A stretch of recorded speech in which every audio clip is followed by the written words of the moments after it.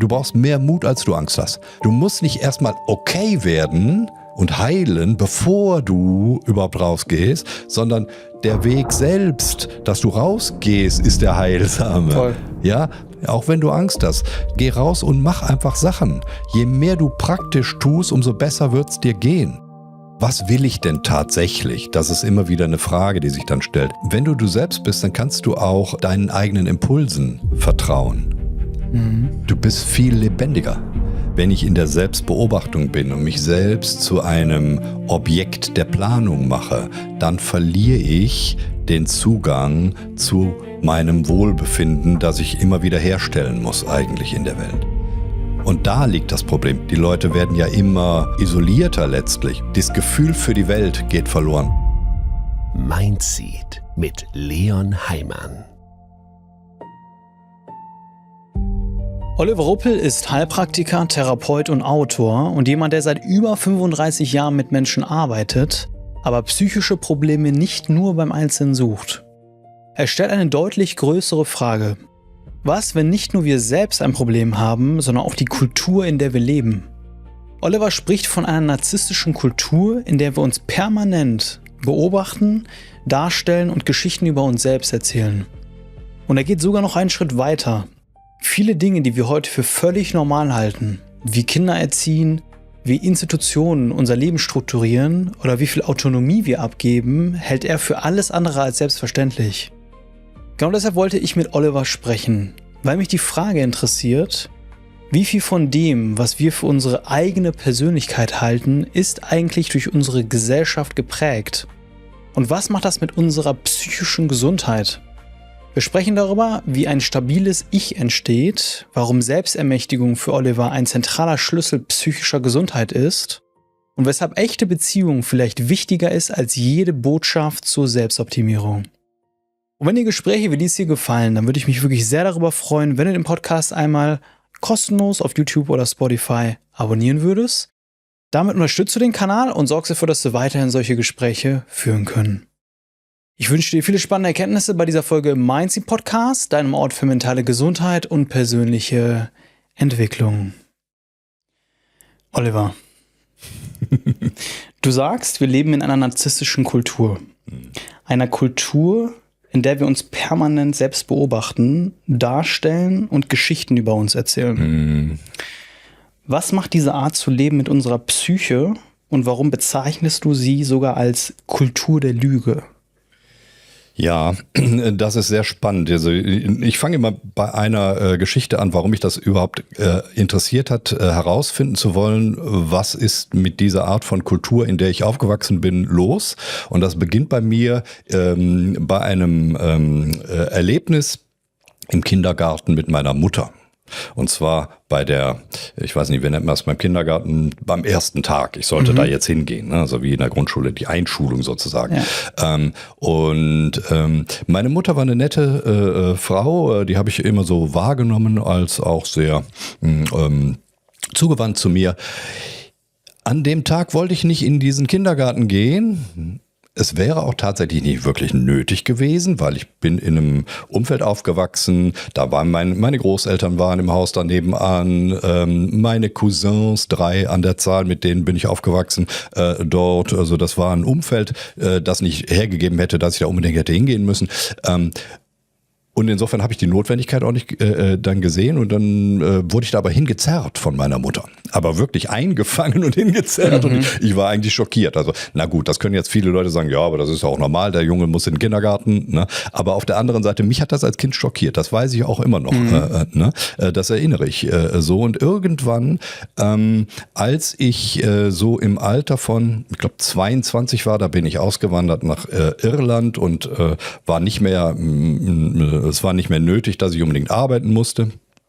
Und dann hat mich das wieder gefangen. Da habe ich mir überlegt, was machst du jetzt in deinem Leben? Da habe ich Psychologie studiert, weil ich nämlich eigentlich herausfinden wollte, was seitdem mich immer begleitet hat, nämlich diese Wahrnehmung dessen, dass Institutionen mich verwaltet haben und ich mich immer gefragt habe, was soll ich da? Also das ging dann immer weiter auch. Das ging in Schule weiter, das ging in jeder sozusagen Institution, in die ich kam, habe ich mich gefragt, es ist langweilig, warum soll ich hier bleiben? Es war auch hauptsächlich langweilig. Ich glaube auch tatsächlich, dass das meiste, was man in Schule beispielsweise lernt, eigentlich Langeweile aushalten ist, ja. und insofern hat mich so diese Gesamtstruktur von institutioneller Gesellschaftsverwaltung immer beschäftigt. Und die Wahrnehmung auch dessen, dass da nicht wirklich eine Lebendigkeit drin liegt, sondern halt setz dich auf den Stuhl oder geh in den Kindergarten da in diesen Raum, jetzt musst du hier bleiben bis, weiß ich nicht, 14 Uhr oder irgendwas. Ne? Oder geh in die Schule und setz dich auf den Stuhl und jetzt machst du genau das, was wir sagen. Da wird deine Aufmerksamkeit gelenkt und deine Deutungsmacht wird dir weggenommen und eigentlich wird dir die Lebendigkeit gestohlen. Foucault hat ja immer gesagt, dass eigentlich die Strukturen von Krankenhäusern, Schulen die gleichen sind wie die von Gefängnissen und Kasernen. Und das habe ich immer so empfunden. So, da kann man jetzt sagen, okay, dann warst du halt irgendwie in einer Lage, in der man nicht unbedingt der nicht unbedingt jeder ist. Ich glaube aber, jeder ist eigentlich drin und mehr oder minder kann sich jeder mehr anpassen oder nicht und sozusagen besser Dinge erleiden, weil er glaubt, er muss das tun. Und ich glaube aber nicht, dass das lebendig und normal ist. So, und an dem Punkt, wo diese Frage dann hinterher in jungen Jahren mit Anfang 20 für mich wieder ganz stark wurde, habe ich versucht herauszufinden, warum ist das so? Warum werden wir auf diese Weise verwaltet? Uns wird ja erzählt, solche Art von Verwaltung entsteht deshalb, weil wir plötzlich in der Menschheitsgeschichte vor kurzer Zeit erst eigentlich begonnen haben, in großen Gruppen zusammenzuleben. Das ist vorher sagt, wenn es jetzt den Homo sapiens seit etwa 200.000 Jahren gibt, da streitet man sich 100.000, 200.000, aber egal, letztlich die Homo-Arten gibt es ja auch durchaus schon seit einer Million Jahren, dann wissen wir heute eines, wir haben nie Verwaltung benötigt. Neuere Forschung sagt, Menschen konnten tatsächlich auch zu Jäger-Sammler-Zeiten schon in großen Gruppen zusammenleben und hatten keine übergeordneten Strukturen. Es gab keine Eliten, es gab keine Institutionen, man hat keine Polizei benötigt, es hat keinen Staat gegeben. Menschen konnten sich untereinander, auch wenn die in großen Gruppen bis zu Hunderttausenden zusammenlebten, da gibt's ja archäologische Forschung auch zu, Göbekli Tepe und so weiter, sind ja mittlerweile Forschungen, von denen wir wissen, dass das so war, dass auch Jäger-Sammler-Strukturen nicht nur einzeln in Gruppen lebten, sondern dass die auch tatsächlich in großen Gruppen zusammenleben konnten, von vielen Tausenden, und da es keine Eliten gab und keine Staatsführung und keine Polizei und Menschen sich untereinander hervorragend organisieren konnten. Das heißt also, uns ist heute klar, dass das eine neuere Erfindung der Menschheit ist. Warum? Die Begründung kann nicht stimmen, dass es so ist, dass man das benötigt, wenn man in großen Gruppen zusammenlebt. In ungefähr einem Monat geht es los. Mindseed geht auf Live-Podcast-Tour. Bist du Mutter oder Vater und weißt manchmal einfach nicht mehr, was in der Erziehung das Richtige ist? Steckst du in einer Beziehung, von der du weißt, dass sie dir eigentlich nicht gut tut und schaffst es trotzdem nicht, dich von ihr zu lösen? Oder gibt es etwas aus deiner Vergangenheit, das bis heute bestimmt, wie du fühlst und reagierst? Dann könnte einer unserer Live-Abende genau das Richtige für dich sein.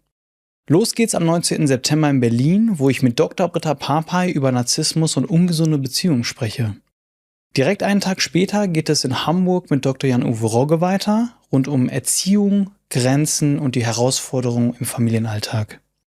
Im Oktober sehen wir uns dann in Stuttgart. Dort spreche ich am 16. Oktober mit Lutz Ulrich Besser darüber, wie Trauma und Erfahrungen aus unserer Vergangenheit uns bis heute prägen können.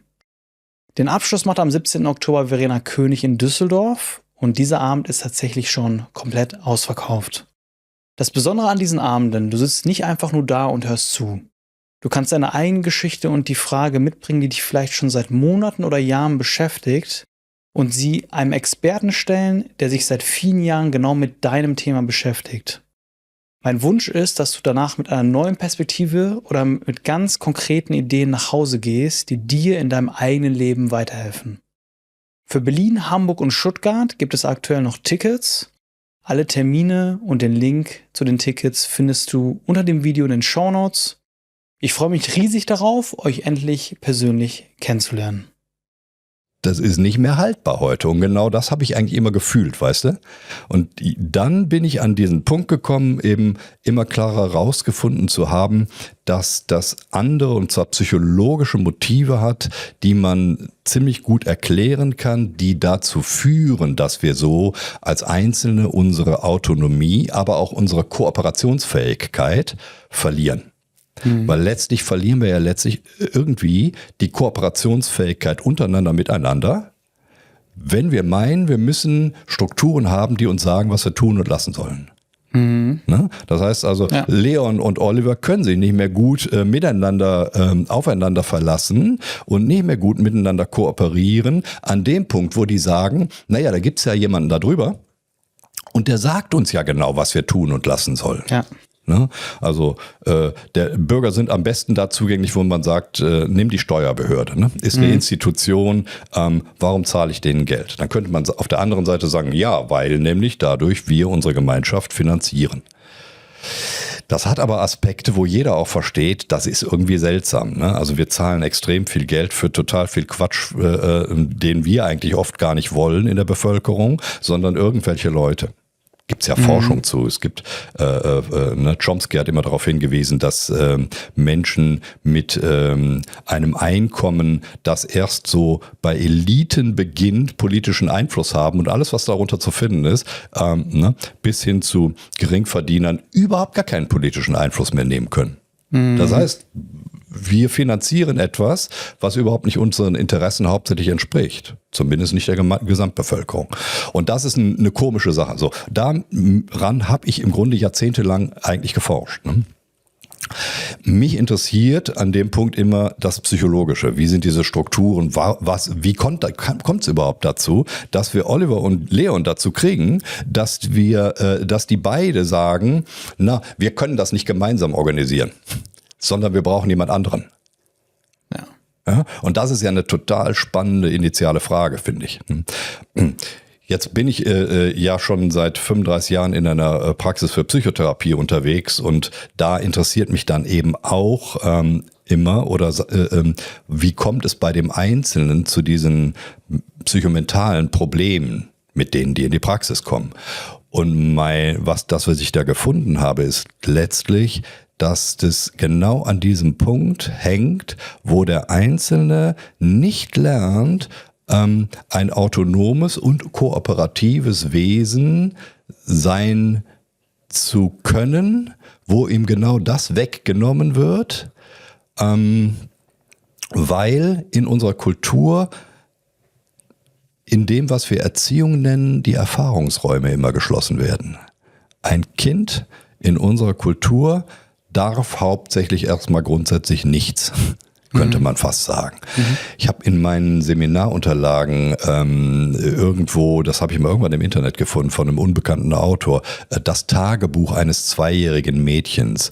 Und das beschreibt ziemlich traurig in so einer Tagebuchaufzeichnung, dass es immer irgendeinen Impuls hat, etwas zu tun und sofort gesagt wird, das kannst du noch nicht, lass das, ja. Du bist zu jung, ich erkläre dir das. Ne? Du brauchst eine Anleitung dafür. Ne? Das heißt also, das, was ich als Kind da schon hatte, als Erfahrung, nämlich, dass da plötzlich eine Figur in Gestalt meiner Mutter auftritt, die mich so begrenzt, und ab da ja mich dazu bringt, jeden Tag in diesen Kindergarten zu gehen, dass mein Erfahrungsraum massiv eingeschränkt wurde. Jetzt kann natürlich jemand sagen, okay, aber das ist doch auch normal, man muss ja auf Kinder aufpassen. Aber ich glaube, geht hier ums Maß. Ne? Also weil ich bin selbst Vater heute einer fast 25-jährigen Tochter und habe das auch erlebt, gerade am Beispiel auch anderer Eltern und deren Verhältnis zu ihren Kindern, dass das in einem Übermaß stattfindet, diese diesen Schutz bieten zu wollen, diese Sorge bieten zu haben ständig und auch diesen Einfluss auf die Kinder haben zu wollen, der meiner Auffassung nach übermäßig irgendwann wird, aufgrund von Angst. Ne? Verstehe ich auch alles, aber dadurch haben die im Grunde eigentlich, oder wir alle haben das eigentlich auch erlebt, viel zu wenig Freiraum für das eigene Erfahrung machen, in Kontakt treten mit dem Leben. Ne? Weil im Grunde kann ich ja nur daran wachsen und ein echtes Ich bilden, wenn ich Antwort vom Leben kriege. Ich tue etwas und kriege eine Antwort. Ja? In meiner Welt wären Eltern dann dafür da, diesen Erfahrungsraum zu sichern, aber auch eben ihn zu bieten und nicht ihn zu nehmen und immer nur durch Anleitungen und Anweisungen zu ersetzen. Und da tritt dann die Institution auf und ist sozusagen in einer beelternden Rolle zu uns. So, wie kommt das? Und meiner Auffassung nach ist das auch so gut wie bei fast jedem Patienten in den letzten 35 Jahren so gewesen, dass ich festgestellt habe, dass deren emotionale, psychische Probleme dann aufhören oder weniger werden, je mehr die sich selbst ermächtigen, Dinge in ihrem Leben wieder zu tun und diesen Erfahrungsraum für sich selbst hinterher wieder weiterzumachen. Ja, ich habe die Erfahrung gemacht, dass die meisten psychischen Probleme genau dann plötzlich viel weniger werden, wenn sich jemand ermächtigt. Und insofern habe ich sehr viel daran geforscht. Ich habe mittlerweile über 20 Bücher über sowas geschrieben und bin auch in andere Bereiche hineingegangen, die mir erklärt haben, wie ist das sozusagen anthropologisch entstanden? Da gibt es Leute wie David Wengrove, der war ein Anthropologe, der da sehr daran geforscht hat. Der hat ein Buch geschrieben mit David Wengrove, mit David Graeber, mit David Wengrove, die der Archäologe war und begründen kann, erst vor etwa 5000 Jahren beginnt das, dass Elitenfiguren da sind. Plötzlich gibt es so eine Führung, die Bevölkerung sieht als dumm und zu beelternd. So, jetzt war es eine lange Rede.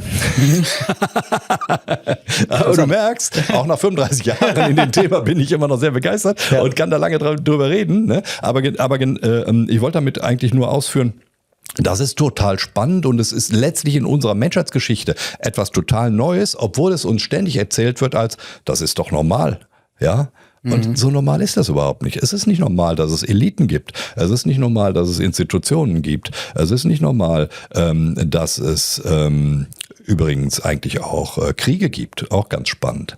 Gibt es einen Historiker, Harald Meller, hier, der ist ein recht bekannter Historiker, der hat ein schönes Buch geschrieben, in dem er eigentlich sagt, erst im letzten 1% der Menschheitsgeschichte treten Kriege auf. Es gab schon immer Konflikte, aber nie Kriege. Es ist nicht normal, dass es Nationen gibt. Das hat es auch vorher nicht gegeben. Also das ist eine ganze Reihe sozusagen an Innovationen innerhalb der menschlichen Evolution, die ganz neu sind und die uns aber immer so erzählt worden sind als naturalistisch und ganz normal biologisch daherkommend. Im Sinne von, das gab's schon immer. Ne? Also so, ich erinnere mich noch, früher hörten wir dann immer, ja, Könige gab's schon immer. Heute wissen wir, Könige gibt es seit neuerer Zeit erst. Das ist im Grunde ein modernes Phänomen. Ja, und das ist spannend und du merkst, ne, damit beschäftige ich mich sozusagen sowohl mit dem einzelnen Patienten als auch mit gesellschaftlichen, übergeordneten kulturellen Strukturen. Ja. Und es ist ein riesiges und sehr spannendes Thema. Ich finde es spannend, diese ganzen Sachen, die du genannt hast, sei es jetzt Elite, ich höre da auch eine gewisse Hierarchie raus, oder Nationen. Das hat ja alles was mit Trennung zu tun. Das hat ja alles was mit Spaltung zu tun. Ja. Also für uns, wie du schon gesagt hast, ist das völlig normal. Ne? Ich dachte jetzt zum Beispiel auch, bevor du mir das erzählt hast, es gibt schon immer Kriege, es gab schon immer Hierarchien. Ja. Ich glaubte das jetzt, dass es also früher ich kann nicht so war. Ich kann das auch sehr gut gerne begründen. Ne? Also und ich habe aber, was ich mir zum Beispiel schon öfter mal gedacht habe, ist, es ist wirklich Also wie viel komplexer oder wie viel komplizierter unser Leben gemacht wird durch diese auch örtlichen Trennungen von Ländern, Bezirken, also wie viel mehr wir uns als Menschheit ja auch organisieren müssen mit irgendwelchen Pässen und Anträgen und wenn man sich das eigentlich immer mal so komplett rauszoomt, so, ne, das Bild, du siehst einen Planeten, auf dem Menschen leben, Ja. und dann haben die sich im Kopf irgendwelche Trennungen, örtliche Trennungen geschaffen, und das ist eigentlich so aus meiner Sicht auch der Kern von den ganzen Problemen und Kriegen, ist ja diese Spaltung, die da die ganze Zeit passiert. Und das Interessante ist ja, das wird dann sogar noch befeuert. Also von zum Beispiel, wir haben wie so ein eigenes System, das immer wieder befeuert, und auch durch die Medien, politische Spaltung, Rassismus und all diese Dinge, die sich immer wieder selbst so aktivieren und polarisieren. Und wenn man mal so darüber nachdenkt, ist das ja komplett irrsinnig. Genau, das ist total verrückt, weil das sind alles Dinge, die es im Realen nicht gibt. Es gibt keine Ländergrenze. Wo möchtest du die finden? Es gibt einen Planeten. Genau, das ist ein Planet, und da sind Lebewesen, die sind alle frei. Ja, und die leben aber, also Menschen haben sich geeinigt auf eine Welt, die nicht dem Realen entspricht. Ich rede da immer von Gebiet, das wäre jetzt die Erde, und einer inneren Karte. Und die Karte, die stimmt aber bei uns Menschen im Gegensatz zu den anderen Tieren, die sich ja immer bemühen, ihre eigene Karte, also ihre Vorstellung von Welt, an das Gebiet anzupassen, bei uns nicht mehr überein. Wir malen auf unsere eigenen inneren Karten Dinge, die es im Realen nicht zu finden gibt, und verwechseln Karte und Gebiet. Es macht ja irgendwo Sinn, Oliver. Ich stelle mir gerade vor, du hast einen Garten, ich habe einen Garten. Oder sagen wir mal anders. Das ist ja schon die Trennung. Sagen wir mal, wir leben zusammen in einem Naturkomplex. Und dann kommt es dazu, dass wir beide tagtäglich an denselben Baum kommen und die Beeren dort pflücken. Und irgendwann geraten wir in so einen Konflikt, weil wir brauchen beide die Beeren zum Überleben, keine Ahnung, ja? Ja, so, und dann kommt es dazu, dass wir sagen, okay, pass mal auf, diese Seite hier des Baumes ist deine, Oliver, da kannst du deine Beeren pflücken, und die Seite hier auf meiner Seite, das ist meine. Und eigentlich ist es ja wie so eine Konfliktlösung, die man damit anstrebt. Ja. Vielleicht ist es zu einfach gedacht, aber ich glaube, das ist ja der Start von dieser ganzen Trennung, ist erstmal zu sagen, okay, pass mal auf, das ist dein Bereich, das ist mein Bereich. Damit haben wir keine Konflikte. Aber vielleicht ist es zu kurzfristig gedacht, weil am Ende führt diese Trennung zu weitaus größeren Konflikten. So ist uns das immer erklärt worden. Das hat aber eine Basis des Denkens inne, die nicht so zu finden ist, an die wir aber massiv glauben, nämlich die des konstanten Mangels. Und das kann man auch so nicht halten. Wir leben in einer Welt der Fülle. Ja? Obwohl uns das ständig anders gesagt wird. Also letztlich Medien beschäftigen sich ja konstant nur mit Spaltung, das hast du ja auch schon richtig gesehen, und aber auch mit der Wahrnehmung von, es gibt immer Mangel. Ja, es geht immer um den Kampf um Ressourcen. Das ist aber nicht natürliches Prinzip. Es gibt selbstverständlich auch, sagen wir mal, überall in der Natur Wettkampf, aber in einem viel geringeren Ausmaß, als dass es Kooperation gibt. Das heißt also, es hätte durchaus so sein können, dass wir miteinander darüber in einen Konflikt geraten wären, wer die Beeren sammeln kann.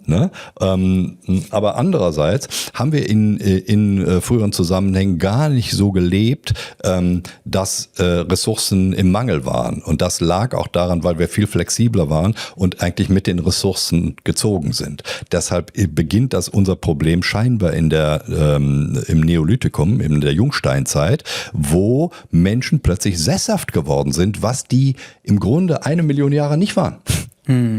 Ja? Und wenn du jetzt sesshaft bist und sagst, ich bleib jetzt an dem Ort, dann hast du ein Ressourcenproblem nach einer Weile. Und dann entsteht plötzlich Streit. Wenn du jetzt gesagt hast, okay, jetzt wohnt der eine hier und der andere da. Und dann hast du hier sozusagen ein Ressourcenproblem, wenn beide sesshaft werden. Dann stimmt das in gewisser Weise, aber das Prinzip war, dass das immer noch darum geht, dass es letztlich das eigentliche Konzept im realen Besitz ist. Während was wir erzeugt haben, ist auch eine Neuerfindung des Menschen, die nennt sich Eigentum. Eigentum ist etwas, was es bevor wir Menschen kamen, nie gab. Niemand kennt Eigentum in der Welt, sondern nur, ich besetze etwas, das verteidige ich im Zweifel auch, ne? Findest du bei jeder Tierart auch, ne? Aber nicht Eigentum, weil Eigentum bedeutet, ich schreibe das meinem Ich zu und das gehört mir jetzt, komme was da wolle, das kann ich sogar an Generationen weiter vererben. Ja, das heißt, das ist ein psychisches Konstrukt, Eigentum. Wenn ich hier den Ort verlassen habe, bin ich woanders, dann gehört mir das nicht mehr. Dann ist es nicht mehr in meinem Besitz. Ja, wenn ich das Wasser hier trinke, ne, dann ist es nicht mein Eigentum, sondern ich besitze es und ich kann es konsumieren und dann ist es ja sozusagen verbraucht. Ne? Wobei es ja in der Wirklichkeit, es bleibt immer die gleiche Menge Wasser auf der Welt. Ne? Das im Zweifel, das verdunstet, das regnet. Ich versuche gerade nochmal besser zu verstehen, also Besitz und Eigentum. Ja. Also Besitz ist, das fand ich gut erklärt von dir, wie im Tierreich, ich besetze jetzt, nehmen wir nochmal einen gewissen Baum und verteidige den so gegen andere Lebewesen, die auch irgendwie mit dem Baum in Symbiose gehen wollen.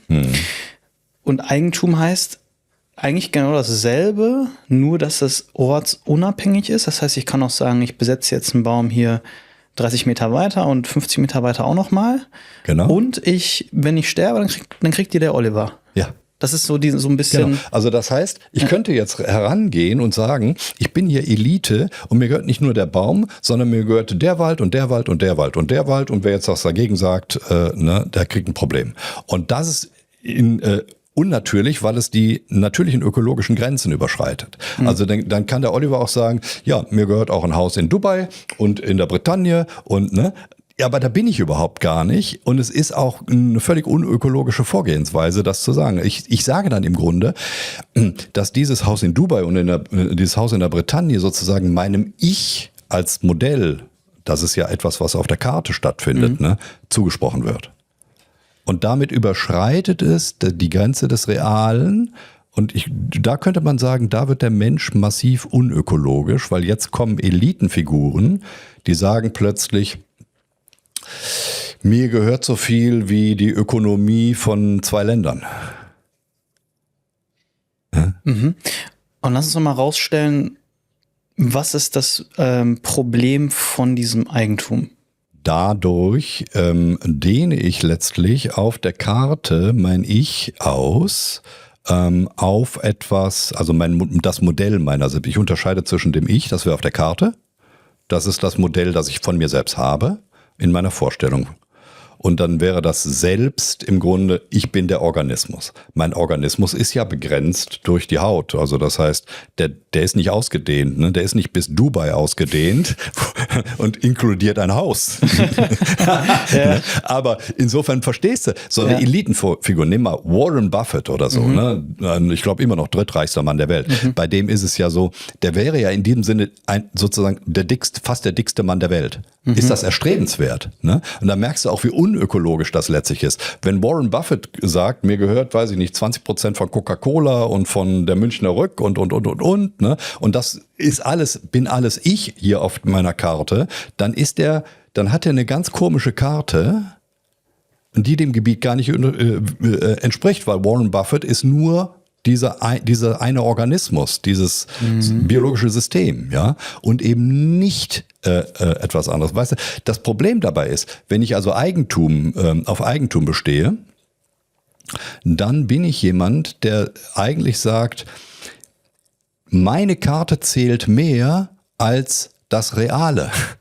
Und wenn ich das tue, dann bin ich sozusagen eigentlich massiv gewalttätig gegenüber allen anderen, die sagen, ja, ich habe kein Haus, noch nicht mal in Dubai, sondern ich habe überhaupt gar kein Haus und mir gehört vielleicht nur eine Wasserflasche und ein paar Schuhe. Ja, du merkst also, wo das Problem liegt. Die Elitenfigur kann immer sagen, meine Wahrheit, meine innere Wirklichkeit, die zählt. Und du bist schwächer und deshalb zählt deine nicht. Und dann beginnen wir nicht mehr in Gebieten zu leben, nicht mehr auf der Erde zu leben, sondern wir beginnen dann auf einer inneren Karte zu leben, bei der im Grunde die Deutungshoheit des anderen zählt, der sagt, meine Karte zählt und dir bringe ich jetzt bei, wie deine Karte zu sein hat. Ja, also das heißt, lerne bitte, dass dir nichts gehört und mir fast alles. Und da merkst du, kommen wir natürlich in massive Probleme. Jean-Jacques Rousseau hat mal gesagt, dass wer den ersten Pflock eingeschlagen hat, um einen Zaun zu bauen, dem hätte man den Pflock auf den Kopf hauen müssen und auslachen oder müssen, weil das total absurd ist. Eigentlich ist das total absurd. Wie gesagt, Besitz ist ein normales Konstrukt. Findest du überall. Das, was ich gerade einnehme, da, wo ich gerade bin, da geht es darum, dass ich das verteidige, dass ich das verbrauche, was ich gerade benötige. Aber wenn es um Eigentum als Konstrukt geht, dann ist das ein unnatürliches Konstrukt, das plötzlich viel, viel mehr verbraucht, als überhaupt natürlicherweise ich beanspruchen kann. Ja. Und dann läuft alles so aus dem Ruder, wie man das in unserer Kultur ja findet. Der Westen ist ja im Grunde in den letzten 500 Jahren hat er eine Blutspur durch die Welt gezogen. Man muss sich da mal so ein bisschen nur die Zahlen anschauen. Also das ist wirklich erschütternd. Also nicht nur, dass wir Westler hier in die ganze Welt ausgezogen sind und alle indigenen Völker so gut entweder unterworfen oder vernichtet haben. Ne? Australien, Afrika, Amerika, schau dir diese Verwüstungen an. Spanier, Italiener, Portugiesen, Holländer, die Deutschen auch ein wenig. Wir sind eingefallen in alle möglichen anderen Länder und haben im Grunde gesagt, ja, ihr seid nicht moralisch dazu in der Lage, Eigentum zu haben, aber wir nehmen Eigentum an euch. Ja, das gehört uns jetzt. Und das in Bezug auf die gesamte Tier- und Pflanzenwelt ja auch. Ne? Also ich glaube, Richard Attenborough hat mal so eine Statistik, aber es stimmt schon 15 Jahre her. Ne? Die habe ich noch im Kopf gesagt, dass wir mittlerweile 95% aller vormals lebenden Säugetiere ausgerottet haben. Ne? Das meiste, was hier noch an größeren Lebewesen lebt außer uns, das ist Livestock, ne? Das ist Vieh. Das ist total irrsinnig irgendwie. Ich finde das krass und ich habe mir auch diese Filme angeschaut von David Attenborough. Ja.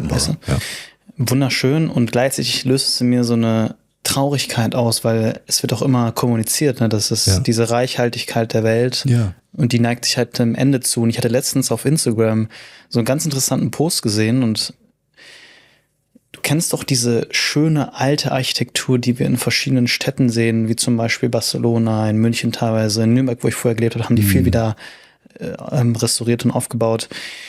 Die ist total reichhaltig, hat ganz viele verschiedene Details.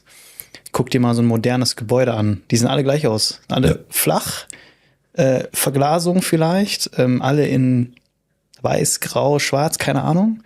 Und auf diesem Instagram-Post musst du dir vorstellen, das wird total gut dargestellt, so dieses, wie das Leben langsam vereinheitlicht wird und ausstirbt. Und dann war immer auf einer Seite dieses alte architektonische Gebäude, auf der anderen war dann zum Beispiel so ein ganz modernes. Und dann waren so verschiedene Lebensszenen, wo sich die Sachen immer mehr vereinheitlicht haben. Das hat mich gerade daran erinnert, was du gesagt hast. Dieses von der reichhaltigen Artenvielfalt oder auch Kulturvielfalt, wie sich das immer mehr vereinheitlicht und gleich wird aufgrund von Ausrottung, Aussterben und so weiter und so fort. Weil es interessant, was du gesagt hast. Und ich möchte mal kurz zurückkommen an den Anfang. Und im Grunde genommen, wenn ich das richtig verstanden habe, ist dann dieses Eigentum ist die Lüge, von der du sprichst, an die wir glauben, richtig? So ist es, ja. weil es letztlich ja bedingt, dass eine bestimmte Auffassung von einer Karte genommen wird, die eigentlich dem Realen ja nicht entspricht. Das ist ja, ne, dass du sagst, okay, ich finde hier einen Besitz an etwas, aber ich finde hier das, was du da sagst, dein riesiges Eigentum, finde ich ja gar nicht im Realen. Das heißt, wir leben mehr in Karten, als dass wir noch im Realen leben. Das ist sogar so, dass wir in unserer Kultur letztlich darauf bestehen, dass die Karte mehr wert ist als das Gebiet. Ja, das bedeutet, wer hier sozialisiert wird, der lernt in den Institutionen, Kindergarten, Schule etc., je mehr in Institutionen ist, umso mehr, ja, dass die Karte viel wichtiger ist als das Gebiet. Und damit ist es aber verheerend, weil wenn ich mich nach einer Karte ausrichte, die nicht dem Gebiet übereinstimmt, und sogar versuche, meine Karte dem Gebiet aufzudrücken, dass ich dann ständig für immer mehr Unlebendigkeit sorge.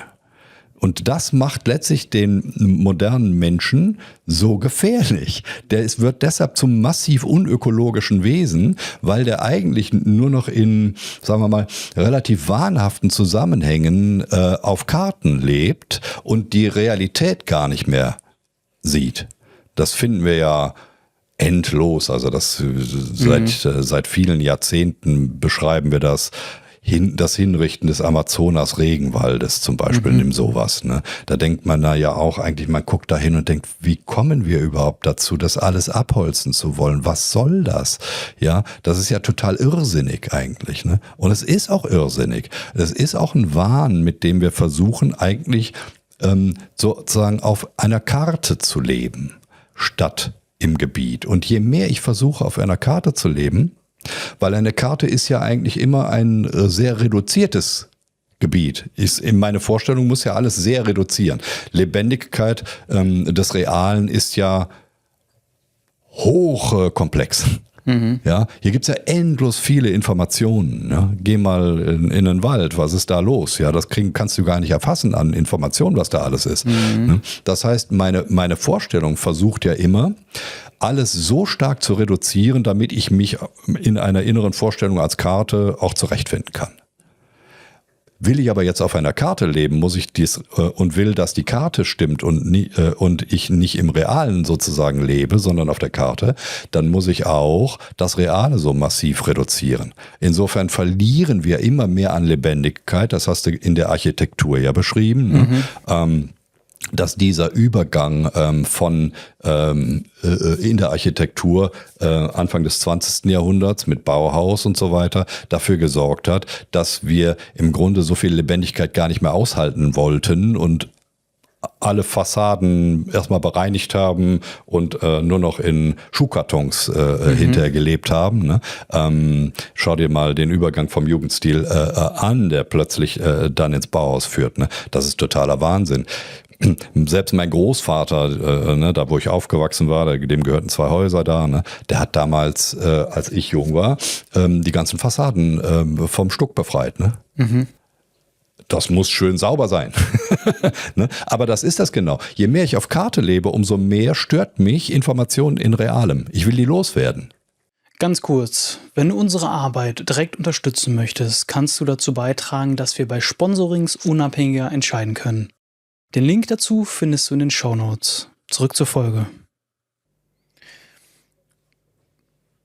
Und was macht das mit uns als Individuum und mit unserer Psyche, wenn wir an diese Lüge glauben und danach leben?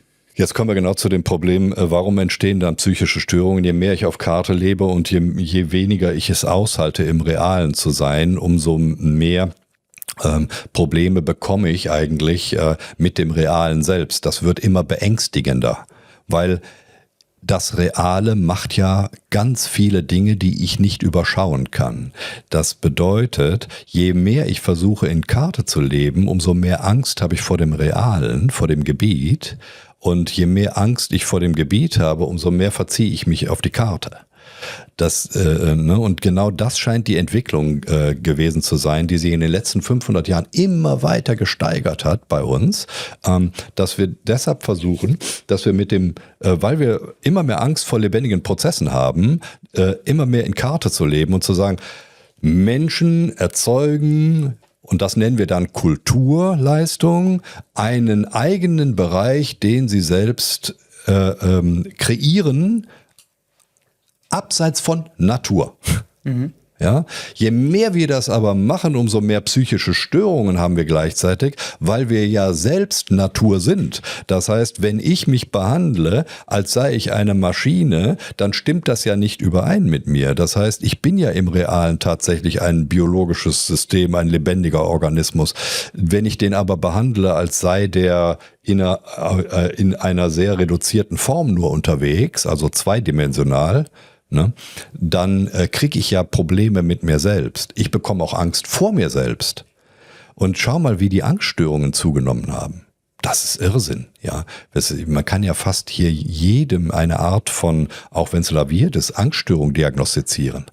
Ja, je mehr also sozusagen meine eigene Vorstellung von Welt differiert von dem Gebet, umso mehr Symptome erzeuge ich letztlich, ist meine Erfahrung,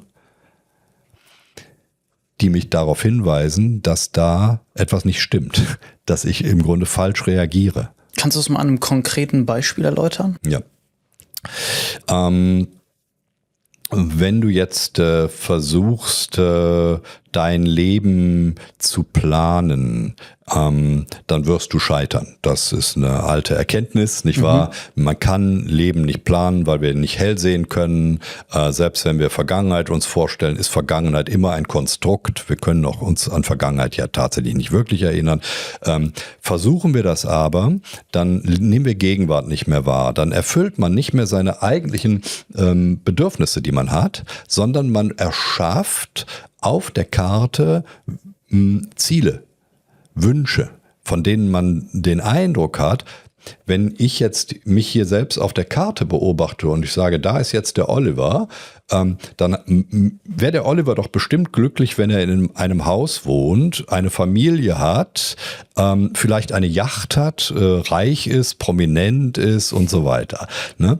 Je mehr solcher Ziele ich mir versuche dann einzureden, umso mehr stimmt das aber mit dem eigentlichen Oliver im Gebiet gar nicht überein, weil der will zum Beispiel einfach nur zufrieden in seinem Leben sein, indem er soziale Kontakte pflegt, indem er seine grundsätzlichen Bedürfnisse erfüllt, wie der will was Leckeres essen, der will Wasser trinken. Wir haben also ganz basale Bedürfnisse eigentlich, ne?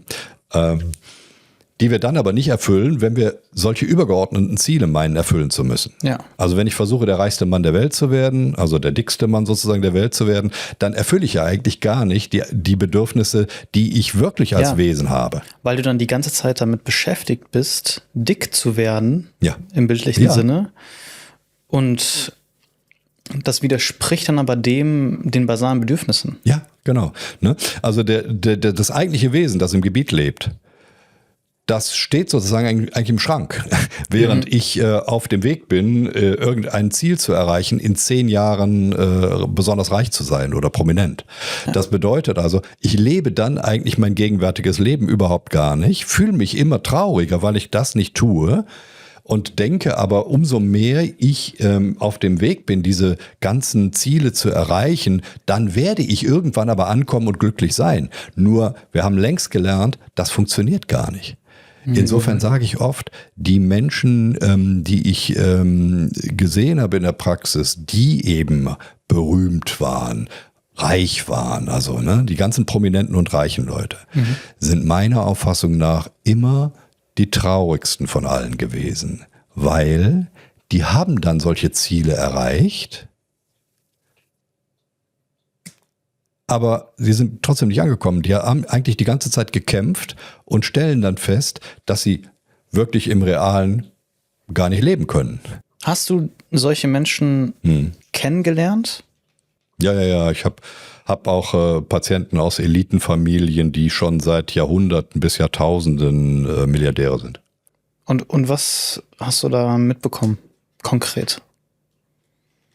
Dass die eine transpersonale Perspektive pflegen, also nicht aus ihren eigenen Augen gucken, sondern sich ständig in einer Selbstbeobachtung befinden und sich planen und sich auch einem, sagen wir mal, hier auch familialen Gesamtorganismus sozusagen unterordnen. Die Familie muss weiter Eigentum erlangen. Und damit sind die alle sozusagen zu einem übergeordneten Ziel unterwegs. Nur sie selbst müssen sich eigentlich ständig in ihren Bedürfnissen zurückstellen. Mhm. Ja? Insofern kannst du auch sagen, diese Elitenfigur selbst, der König, ne, ist im Grunde eigentlich aus meiner Sicht die traurigste Figur. Wir glauben immer, ja, wenn ich jetzt König bin, dann kann ich ja alles. Ne? Also dann habe ich ja totale Freiheit. Ne? Das stimmt doch gar nicht. Schau dir doch mal sowas an. Je mehr ich in einer solchen Funktionsrolle unterwegs bin, umso mehr muss ich einem Protokoll folgen. Das stimmt total, was du sagst. Und gleichzeitig wird aber auf diese Person projiziert. Das heißt... Dafür ist sie da. Genau, also ich musste da gerade an mich selber denken, ohne dass ich jetzt super traurig bin mit meinem Leben. Aber mein Ziel war ja irgendwie immer so, diesen Podcast einfach aufzubauen. Und eigentlich war mein Ziel einfach, dass ich der Tätigkeit nachgehen kann und davon leben kann. So. Ja. Normales Leben führen. Jetzt hat sich das natürlich weiterentwickelt, weil ich mich natürlich auch freue, dass der Podcast wächst. Und jetzt sind Mitarbeiter da und es wird immer größer und so weiter. Und ich frage mich manchmal selber so, ist das jetzt überhaupt noch zielführend, das jetzt noch größer zu machen, noch mehr Leute einzustellen, noch mehr Leute bezahlen zu müssen, weil am Ende bin ich dafür verantwortlich, dass sie auch alle bezahlt werden. Und ich bin auch immer mehr in dieser Funktionsrolle. Ja. Und auf einer Seite natürlich ist das wie so ein Traum von dir, der da irgendwie wahr wurde. Und mir gibt das auch sehr viel, so zum Beispiel diese Gespräche hier zu führen. Auf der anderen Seite ist es natürlich, und das ist das, was viele Leute nicht sehen, die sehen dann, der Leon ist im Podcast und spricht die ganze Zeit mit Leuten. Muss ja mega cool sein. Aber natürlich im Hintergrund bist du in sehr vielen Verpflichtungen eingebunden. Jetzt auch nochmal Thema Finanzamt, ja. Genau. Jetzt auch die Woche nochmal ein Thema. Ja. Und du verpflichtest dich immer mehr dem nachzugehen und das hat dann halt die höchste Priorität. Ja. Und erst danach kommen halt die ganzen basalen Bedürfnisse. Danach kommst du erst. Richtig. Du kommst erst und du musst aber eigentlich dein und das Leben leben. Das ist aber wie ein innerer Konflikt. So dieses, auf dich wird ja dann projiziert, boah, geil, was er irgendwie jetzt erreicht hat. Und Leute geben die Anerkennung, sage ich mal, was ja auch angenehm ist. Und gleichzeitig bist du aber wie in so einem kleinen, ich beschreibe es manchmal als goldenen Käfig. Und dann, also in mir persönlich erzeugt das eine Ambivalenz. Es gibt Tage, die finde ich super geil, super erfüllend. Und dann gibt es Tage, wo ich mir denke, zum Beispiel am Wochenende oft, andere Leute haben frei und ich muss meinen Verpflichtungen halt nachgehen. Ich kann es selbst noch nicht so richtig greifen, aber ich höre sehr viel Wahrheit in dem, was du sagst. Und es erzeugt aber eine Ambivalenz, weil wenn du dich davon befreien wollen würdest und einfach deinen basalen Bedürfnissen nachgehen möchtest, was du ja auch nicht in der Reinheit aus meiner Sicht machen kannst, du musst ja immer irgendeiner Verpflichtung nachgehen, um diese auch zu befriedigen. Es ist eine Ambivalenz, die das auslöst. Ja, verstehst du, aber was ich Leben meine? ist natürlich immer ambivalent. Das stimmt schon. Ne? Also du bist ja eingebunden immer in Prozesse, in denen du sozusagen ein Fließgleichgewicht finden musst. Ne? Homöostase ist ein Grundprinzip des Lebens. Ne? Das heißt also, hier kann man nicht binär denken. Ja, das ist jetzt böse. Ja, also wenn man mich jetzt kennt, ist das schlecht. Wenn ich jetzt reich bin oder Geld habe, ist das schlecht. Das ist nicht per se schlecht. Das Problem ist der Verlust der ersten Personenperspektive. In dem Moment, wo du dich selbst zum Objekt deiner Planung machst, verlierst du dich und du bist in eine transpersonale Perspektive eingebunden. Ich nenne das Maschine. Ja, dann ist der Leon plötzlich zuständig für das Bedienen einer Maschine, ne, das kannst du gut nachempfinden da, mit dem sozusagen du die erste Person gar nicht mehr richtig leben kannst, häufig. Ja, dann versuchst du immer sozusagen zurückzukommen, dann denkt man sich, naja gut, ne, dann versuche ich jetzt das so durchzuziehen, bis ich halt ausreichend dass jemand anderes die Maschine bedient. Sowas, genau, dann stelle ich Leute ein, es wird aber nicht weniger. Das ist ja der Witz. Du kommst auch irgendwann nicht mehr da raus. Also wenn ich jetzt Leute sehe, zum Beispiel, ich habe viele so aus dem Musikgeschäft, Patienten auch, ne, dass die dann sagen, okay, jetzt habe ich dann irgendwann höre ich mit der Karriere auf und dann lebe ich jetzt irgendwo und in der Villa und fahre mit meiner Yacht immer rum. Die kommen aber aus der Maschinenperspektive nicht mehr raus. Die bleiben in dem Jagdmodus die ganze Zeit sozusagen und sitzen dann auf der Yacht und denken, ach du Scheiße, was mache ich denn heute? Dann fische ich mal die See leer oder irgend sowas, kommt dann hinterher dabei raus, weil die nicht aus diesem Modus mehr rauskommen, denn die haben nicht mehr den Zugang zur ersten Person-Perspektive, weil den muss man kultivieren. Ich muss lernen, was sind denn meine Bedürfnisse? Da muss ich immer besser mit umgehen können. Ja? Also man kann grundsätzlich sagen, wir sind geboren mit bestimmten Kräften, die in uns angelegt sind. Wir wollen eben beispielsweise unsere basalen Bedürfnisse erfüllen. Dazu gehört aber eben nicht, dass wir eigentlich böse sind und den anderen ständig übervorteilen wollen, sondern in uns ist eine Kooperation angelegt. Dann fühlen wir uns wohl. Wir sind im Grunde in einem basalen Sinne politische Menschen, weil wir mit den anderen unser Leben gestalten wollen.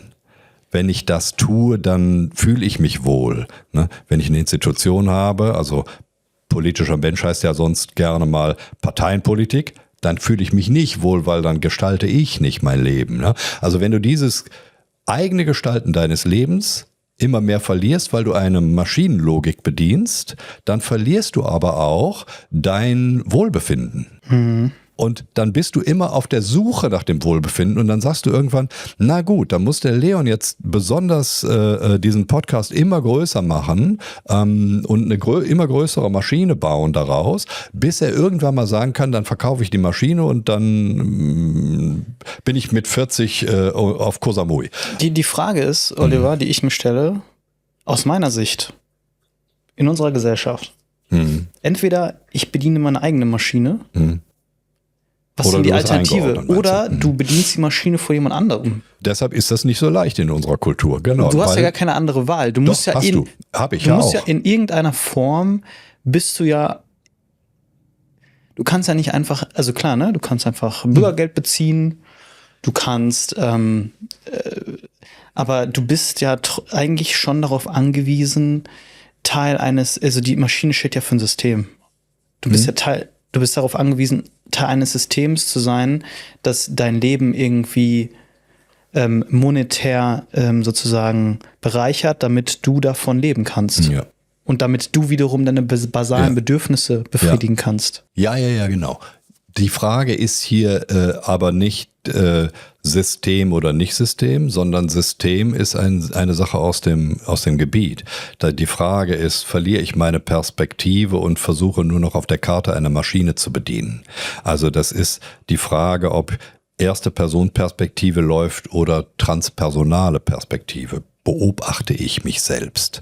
Ja, wenn ich in der Selbstbeobachtung bin und mich selbst zu einem Objekt der Planung mache, dann verliere ich den Zugang zu meinem Wohlbefinden, das ich immer wieder herstellen muss eigentlich in der Welt.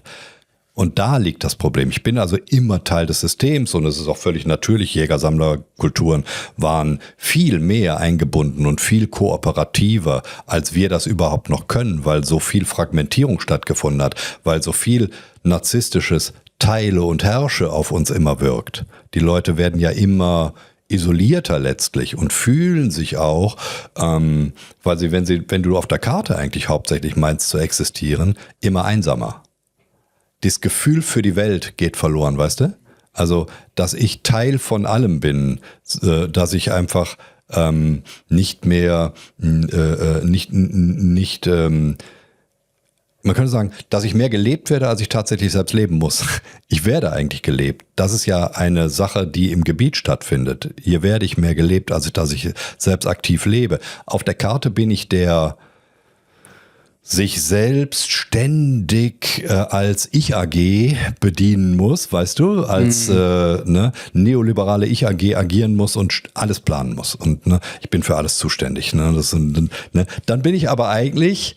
Dann habe ich aus mir ein Objekt gemacht. Ich habe mich in eine Maschinenlogik eingefügt und muss das bedienen. Du hast recht, das betrifft die meisten und in gewisser Weise leben wir, man könnte sagen, in einer Matrix der Maschinenlogik. Und wir müssen alle irgendwie damit zurechtkommen. Ne? Auch ich bin da nicht frei von. Aber ich habe versucht, so frei wie möglich daraus zu werden. Beispielsweise, weil mein Lebensweg war so, ich bin in ganz jungen Jahren so reich gewesen, dass ich nicht mehr arbeiten habe müssen und konnte deshalb sagen, okay, jetzt wanderst du erstmal aus, dann guckst du mal und dann habe ich irgendwie meinen Weg erst Bei dir war das begonnen. so? Ja. Warum bist du in jungen Jahren so reich geworden? Weil ich in sehr jungen Jahren eine eigene Agentur gegründet habe für Testimonials. Das ist, das gab es damals nicht. Es ging darum, Prominente an die Werbewirtschaft zu vermitteln. Damals gab es nur so shady Vermittler, ne? So für 15% beim Golfspielen. Möchtest du nicht Howard Carpendale bei dir im Unternehmen in die Werbung nehmen oder sowas? Ne?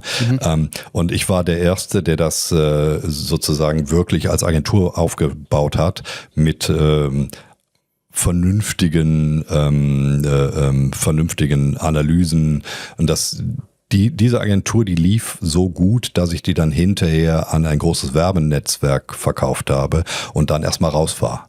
Das heißt, du warst also selber in diesem Maschinenraum und hast diesen Sprung geschafft, hast es verkauft und ja. Und dann habe ich gedacht, aber dann habe ich auch festgestellt, das ist keine Lösung, das ist auch keine Erlösung. Ich kann jetzt nicht sagen, ich bin jetzt 22, 23 und jetzt lege ich mich in die Hängematte auf den Bermudas. Das macht überhaupt nicht glücklich. Weil ich muss jetzt erstmal eigentlich lernen, wie kann ich wieder meinen eigenen Grundbedürfnissen so folgen, dass ich immer wieder Wohlbefinden herstellen kann. Weil das konnte ich ja nicht mehr. Ich weiß 100%, was du meinst, weil meine Erfahrung, die ich zum Beispiel mache, zunächst einmal muss ich sagen, ich bin nicht unglücklich in meinem Leben. Ne? Es ist herausfordernd, aber es gibt solche und solche Momente. Ich würde mein Leben schon als ambivalent beschreiben. Ja. So, ich bin auch in einigen Bereichen ambivalente Persönlichkeit.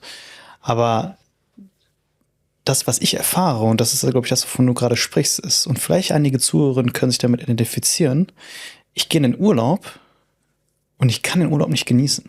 Ja. Ich bin immer noch in diesem Funktionsmodus und es braucht ungefähr eine Woche, bis ich überhaupt mal runterkomme, weil mein Nervensystem sich so darauf eingestellt hat, auf dieses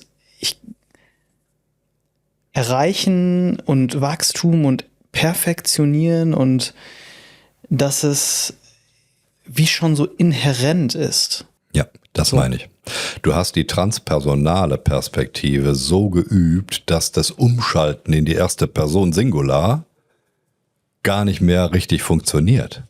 Und das heißt also, das ist eine Frage der Haltung in dir. Und wenn du immer diese transpersonale Haltung sozusagen geübt hast, dann kannst du einfach nur noch diese Maschinenlogik hauptsächlich bedienen. Und es braucht bei viele können das auch nicht mehr. Die werden nicht mehr zurückkommen aus der Maschinenlogik. Ich nenne die Maschinenmenschen. Ja, Susan David von der Harvard Medical School hat, ich glaube 10, 15 Jahre her, mal eine Studie gemacht mit über 70.000 Probanden, bei der sie herausgefunden hat, dass damals schon 1/3 keinen Gefühlszugang mehr hatte. Gar keinen. Das heißt, ganz große Teile unserer Bevölkerung, mit der wir hier leben, sind an einem Punkt, wo sie Gefühle denken. Das Gefühl ist da, im Sprachdenken. Das ist nicht mehr im Körper wahrgenommen. Und was bedeutet das? Das bedeutet, du kannst im Grunde eigentlich Wohlbefinden vergessen. Du bist nur noch auf Ziele ausgerichtet. Du bist Teil einer Maschinenlogik, bei der dir immer gesagt wird, ja, wenn du dich jetzt bemühst, ne, also wenn du ein eigenes Unternehmen hast, du erreichst Ziele, dann wirst du hinterher glücklich. Wenn du jetzt in einem Unternehmen dich einordnest in eine Maschinenlogik, dann wirst du glücklich, wenn du vielleicht die Rente erreicht hast. Ne? Das Problem ist aber, kannst du die Haltung selbst nicht herstellen mehr, ist das Ding nicht mehr möglich zu erleben. Ich sehe gerade so eine Karte vor mir. Ich sehe gerade so eine Abbildung von mir. Ja. Du hast das Wohlbefinden, von dem du sprichst. Ja.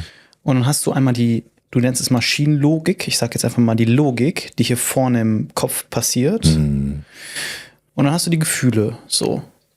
Und du sagst ja, wir sind sehr mit unserem Kopf, also wir sind sehr in unserem Kopf, weil der Kopf steht ja auch für dieses logische Denken. Und wir beachten ja oft auch den Rest des Körpers, ist nicht, der ja auch ins Gefühlsvermögen mit eingebunden ist. Also wir haben das Wohlbefinden als Zentrum, das ist da eigentlich, wo wir sein möchten. Und dann haben wir die Logik und wir haben die Gefühle. Und du sagst, viele sind in der Logik verhaftet und haben keinen Zugang mehr zu den Gefühlen. Was brauchen wir denn, um im Wohlbefinden zu sein? Ich würde jetzt sagen, die Logik ist ja auch nicht komplett davon ausgeschlossen. Aber es ist ja so ein Zwischenspiel, eine Balance aus diesen verschiedenen Teilen. Ich sag mal 2 Modelle dazu. Das eine wäre, was wir als Denken verorten, ist meiner Meinung nach nicht das originäre Denken. Das, was du hier was man Sprachdenken nennen könnte, ist gar nicht das eigentliche Denken, mit dem wir auf die Welt gekommen sind. Bevor wir Sprache gelernt haben und damit sozusagen lineare Logik, haben wir ja auch denken können. Wie läuft denn dieses Denken eigentlich ab? Das muss man sich fragen. Sinnlich meiner Auffassung nach. Ich denke, jedes Kind, das noch nicht Sprache kann, das denkt ja nicht in Sprache. Wie soll es das können? Ja? Wenn man nicht an Chomsky glaubt, der dachte, wir sind damit sozusagen schon geboren, ne? Was ich für total absurd halte, lernen wir ja eigentlich erst diese Wortsprache über einen langen Zeitraum, bis wir die gut ausführen können, ne? Und dann beginnen darin erst zu denken. Also erst dann reden wir plötzlich auf uns selbst ein.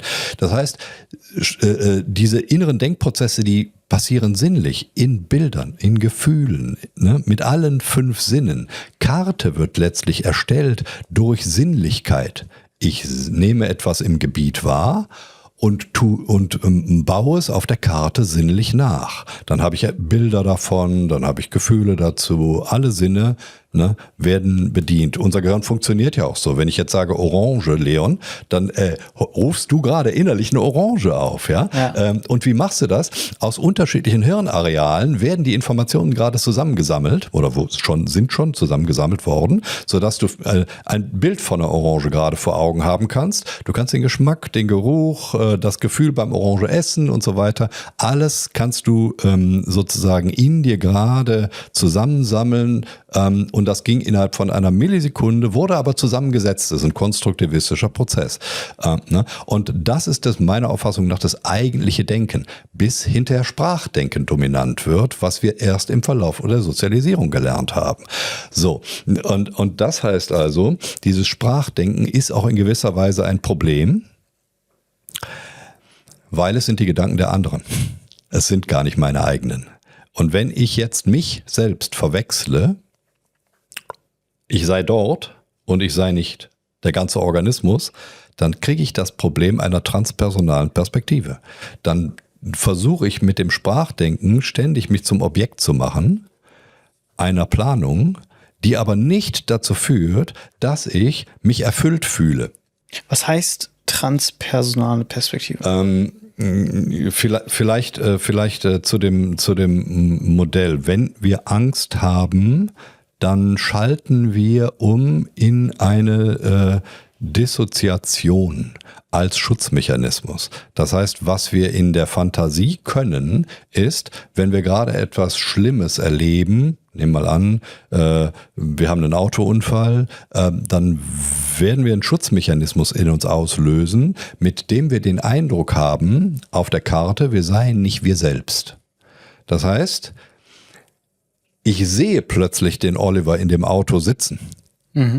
Ja, das ist ja eine total spannende Sache. Wie soll das gehen? Ich gucke ja eigentlich immer aus mir selbst heraus. Meine Augen sind ja nicht so gewachsen, dass ich mich plötzlich angucken könnte. Aber in der Fantasie tun wir das. Und das soll uns schützen, dass wir noch in bedrohlichen Situationen agieren können. Du kannst zum Beispiel nicht nur, ist das visuell, diese Abspaltung, sondern so eine Dissoziation findet auch zum Beispiel bei den Gefühlen statt. Wir können die Gefühle bis zu ganz wegschalten. Dann fühlen wir nicht mehr für die Notsituation. Das würde bedeuten, nehmen wir mal an, das Auto, ich bin mit dem Auto so verunfallt, dass ich wirklich da in der Bedrohung bin und dann, ich muss irgendwie raus aus dem Auto und ich muss weglaufen können. Ich hätte mir aber ein Bein gebrochen. Das würde normalerweise dazu führen, dass ich mich nicht bewegen würde, weil ich so starke Schmerzen habe. In dieser Notsituation des Schockes fühle ich aber das nicht mehr und ich kann auf dem gebrochenen Bein auch noch 10 Minuten wegrennen. Das heißt also, dieser Notmechanismus, der ist in uns biologisch angelegt, der kann aber sich chronifizieren und hier beginnt das Problem des modernen Menschen. Meiner Auffassung nach hat er bei vielen Leuten sozusagen sich chronifiziert, dieser dissoziative Zustand, und führt dazu, dass die sich selbst anschauen beispielsweise, dass die nicht mehr guten Gefühlszugang haben, wie Susan David rausgefunden hat, dass dieses sinnliche Denken sozusagen beschädigt wird, weißt du? Und wenn ich also glaube, ich bin halt konstant in einer Bedrohungslage, dann würde das auch wiederum Sinn machen. Der Witz ist ja nur, wir sind ja gar nicht konstant in einer Bedrohungslage, sondern im realen Gebiet sitzen wir gerade hier im Studio und hier ist alles total entspannt. Hier gibt es keine Bedrohung. Was sollte uns gerade bedrohen? Ne? Wenn ich aber jetzt gerade die Augen zumache und ich stelle mir vor, ich sitze hier und ich sehe mich dann ist das die Auskunft darüber, dass ich gerade dissoziiert bin. Und dann muss ich eigentlich feststellen, das macht gar keinen Sinn. Warum sollte ich mich sehen? Ich bin ja gerade nicht verunfallt. Ja? Und das hat sich scheinbar chronifiziert. Und dann muss man hinterher davon reden. Und da kann man dran forschen, warum ist das uns Menschen passiert? Warum sind wir in einer konstanten, scheinbaren Notmodus unterwegs? Ne? Also wir können das wissen wir, aber jetzt ist die Frage, warum sind große Teile der Bevölkerung manchmal komplett und manchmal teilweise in diesen dissoziativen Zuständen, wo die sich selbst beobachten? Das war eine der Grundüberlegungen, als ich begann mit Patienten zu arbeiten, dass ich die gefragt habe, Leon, stell dir mal eine schöne Situation vor. Ja, nimm mal irgendwas, wo du sagen würdest, da fühle ich mich wohl. Ja. Und wenn du dir die vorstellst, siehst du dich da selbst oder schaust du aus den eigenen Augen? Ich habe mir vorgestellt, ich hatte ja letztens den Hypnotherapeuten Dick Revensdorf da, haben wir auch so eine Hypnose gemacht und da hat er mir auch gesagt, ich soll mir das vorstellen. Und irgendwie kommt da immer, ich war mal vor 2 Jahren im Schwarzwald mit Freunden. Ja. Und haben ein Picknick gemacht auf so einer Wiese und da sehe ich mich, bin da aber in dem Moment jetzt, wo ich mir das vorstelle, bin ich da einfach alleine und ich schaue so auf die Landschaft. Und ich sehe beides. Also ich sehe mich da aus meinen Augen schauend auf die Landschaft, aber ich sehe auch mich selbst da sitzen. Ah ja, du kannst also umschalten. Schon, ja. Genau. Das heißt, du bist in einem Zustand, der teils bedrohlich ist. Okay. Für dich. Ja. Verrückt eigentlich. Aber wieso? Ja, und das ist das Interessante. Wie kommen wir jetzt an diesen Punkt, weißt du? Also ich frage mich, warum interpretierst du jetzt da rein, dass ich mich teilweise bedroht fühle? Genau, weil meine Erfahrung so ist, dass alle Menschen, die sich tatsächlich erinnern, sich an das erinnern, aus dessen Perspektive sie selbst geschaut haben. Du bist ja nicht, da sind ja nicht 2 Leons eigentlich da. Das heißt, das entspricht nicht dem Gebiet. Das bedeutet, Gebiet und Karte sind unterschiedlich. auf deiner Karte, hast du mir gerade beschrieben, kannst du aus den eigenen Augen schauen. Du kannst aber auch gleichzeitig dich auf deiner Karte selbst beobachten. In dem Gebiet kann der Leon das nicht. In dem Gebiet würde der Leon sich nur erinnern, wie er gerade da in die Landschaft schaut. Und aber ist das nicht einfach nur Vorstellungsvermögen? Ja, das ist Vorstellungsvermögen, aber das ist etwas, das für uns eigentlich trotz alledem einen Notmodus darstellt, weil das ist ein Kennzeichen dafür, dass andere Programme auch noch laufen, nämlich Notprogramme, die im Grunde eigentlich für eine Bedrohungslage da sind. Also das fing letztlich damit an, dass du hast vielleicht bei Ravensdorf tatsächlich auch damit gearbeitet. Viele therapeutische Ansätze arbeiten mit Dissoziation, weil wenn ich jetzt zum Beispiel Leon, wenn wir jetzt diese Position nehmen und du würdest sagen, Leon, stell dir mal eine Situation vor, in der du Angst hast. Mhm. Das könnte jetzt ein öffentlicher Auftritt beispielsweise sein, ne? Dann findest du bei Leuten so gut wie immer, dass die sich beobachten. Ja. Und jetzt habe ich einerseits gelernt früher, dass Dissoziation hilft. Tut's auch. Wenn du jetzt, sagen wir mal, dich von weiter weg anguckst, hast du weniger Zugang zu deinen Gefühlen und du wirst weniger Angstempfinden haben. Aber ich dachte dann, das macht aber letztlich keinen Sinn, weil warum sollst du dich weiter von dir entfernen? Weil die eigentliche Position ist ja, du guckst aus der ersten Person Perspektive ins Publikum. Und dann habe ich mit Patienten daran gearbeitet, dass die lernen in der ersten Person Perspektive, aber entspannt jetzt ins Publikum zu gucken und zu reden. Der Outcome ist, plötzlich ist die Angst weg. Ja, also das heißt, ich habe ganz praktisch in Therapien ausprobiert, macht eine Dissoziation mehr Sinn als eine Assoziation. Und ich habe festgestellt, dass in dem Moment, wo Patienten lernen, wieder assoziiert zu sein, um dann wahrzunehmen, dass im Gebiet gar keine Bedrohung ist. Weil auch wenn du auf einer Bühne stehst, was soll die Bedrohung sein? Da wird vermutlich keiner auf dich schießen, ja, dass die dann plötzlich entspannt sind und beispielsweise keine Auftrittsangst mehr haben. Und mit diesem Modell bin ich also so lange rumgelaufen, dass ich im Verlauf der letzten 35 Jahre Patienten jetzt immer versuche zu assoziieren und dann feststelle, in dem Moment, wo die das können, hören die Symptome auf. Weil die dann wieder in den Normalzustand zurückkommen. Und deshalb habe ich auch ein Problem mit ganz vielen anderen Therapieformen, die eigentlich mit Dissoziation arbeiten. Ne? Meiner Auffassung nach ist das dann eben der Versuch, Menschen noch ein bisschen weiter zu schockieren, weil sie dann weniger wahrnehmen und dann auch in eine Art von Handlungsfähigkeit geraten. Wie gesagt, das ist ja ein Mechanismus, der funktioniert. Ich kann auf gebrochenen Beinen da noch weiter rennen. Ja? Nur macht das Sinn, wenn ich ja doch gar nicht bedroht bin. Du stehst auf einer Bühne und du hast nicht einen Autounfall, weißt du? Mhm. So, und dann ist es halt sehr spannend gewesen, dass ganz viele Therapieformen mittlerweile damit arbeiten und meiner Auffassung nach eigentlich die Grundstruktur immer weiter verschlechtern. Wobei das einzelne Symptom tatsächlich erstmal weg sein kann. Ne? Also weil wenn ich jetzt weiter dissoziiere, es gab früher, bin alter Assistent von Richard Bandler in der Anfangsphase seiner Tätigkeit gewesen. Und die haben beispielsweise mit doppelter Dissoziation gearbeitet. Das wäre so, dass die dann dir gesagt hätten, okay, wenn du dich jetzt da auf der Bühne stehen siehst, dann schau mal, dass du dich so siehst, dass du dich auf einem Bildschirm siehst, wie du dich anschaust, dass du auf der Bühne stehst, also doppelt dissoziiert. Ja, und dann sagt der andere natürlich, ja, jetzt ist die Angst weg. Nur in meinem Modell macht das keinen Sinn, weil du deine Karte immer verrückter machst und das dem Gebiet nicht anpasst. Das ist genau das, was ich in der Hypnose mit Dirk Ravensdorf gemacht habe, weil ich habe mich dann da so ein bisschen auf dieser Wiese, also wir haben ja versucht, vielleicht noch mal ganz kurz für die jetzt nicht diese Podcast-Folge nicht gehört haben, ich hatte auch diese Stresssituation, ich hatte ja auch von der erzählt, in naher Zukunft, das ist zum Beispiel, dass ich dann auf die Bühne gehe in Düsseldorf vor 500 Leuten, was für mich wovor ich viel Respekt habe, was für mich mit Sicherheit auch aktivierend sein wird.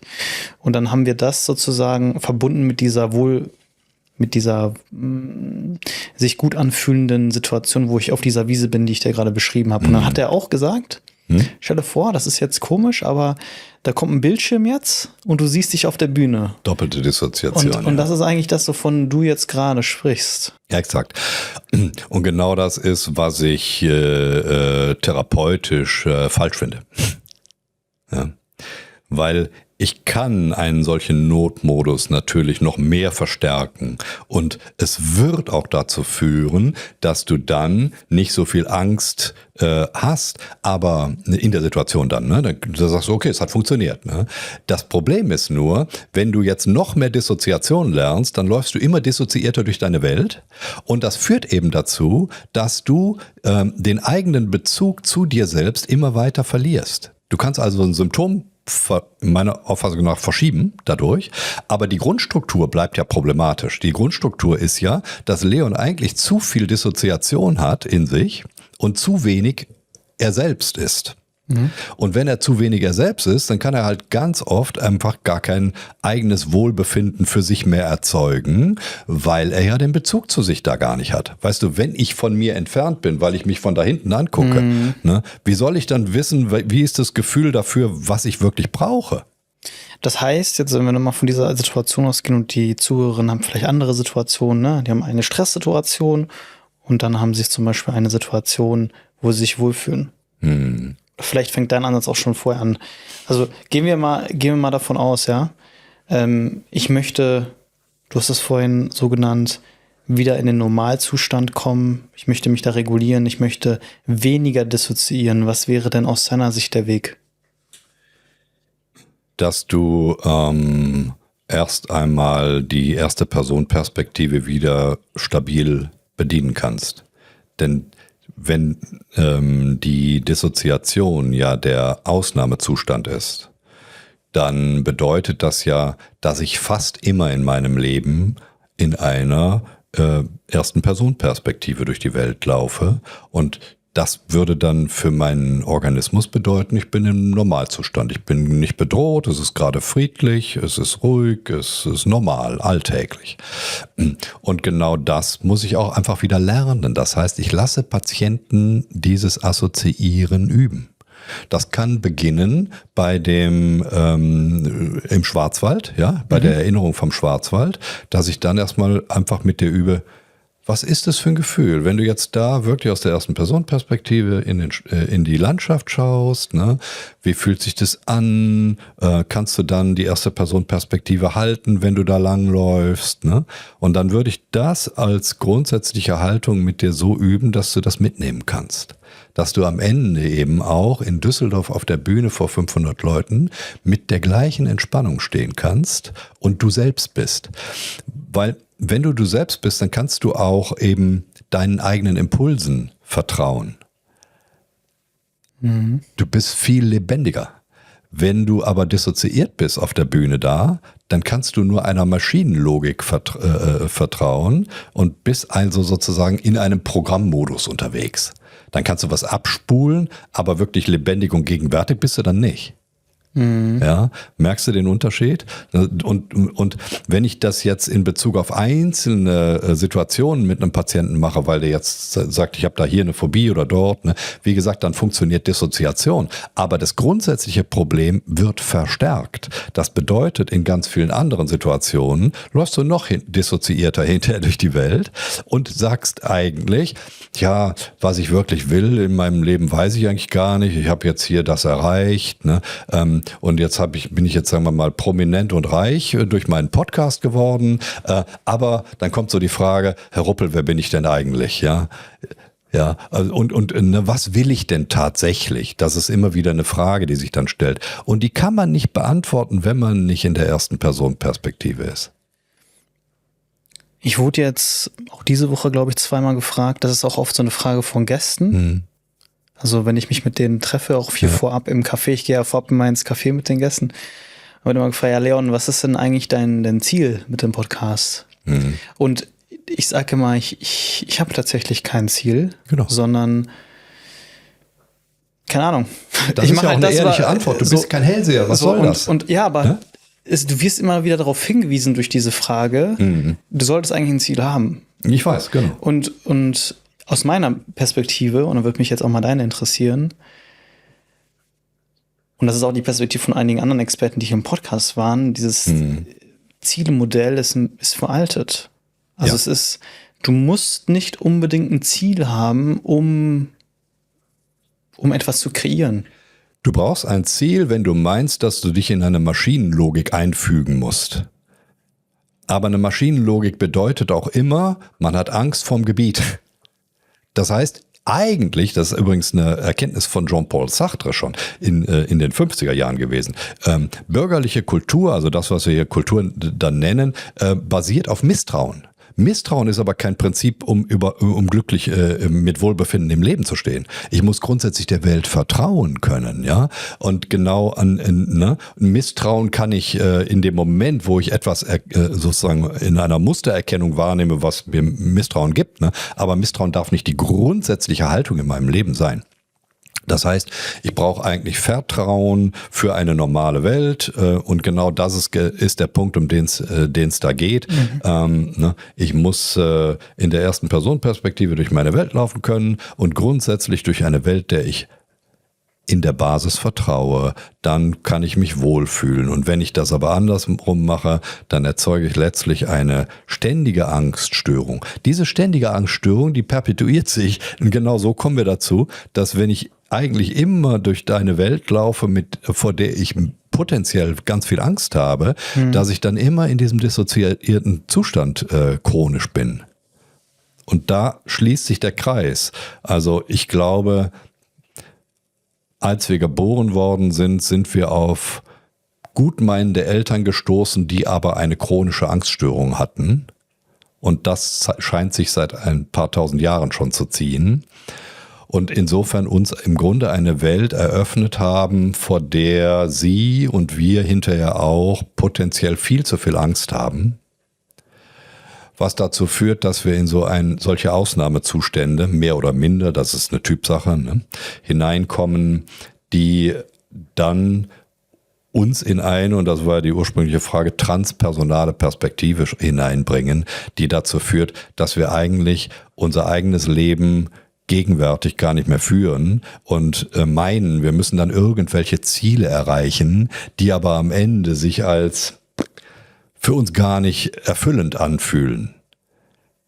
Weil dann habe ich das und dann denke ich, ja, jetzt habe ich Geld, aber mit dem Misstrauens- und dem Mangelprinzip, ne, oh, das verliere ich doch bestimmt bald wieder, ja.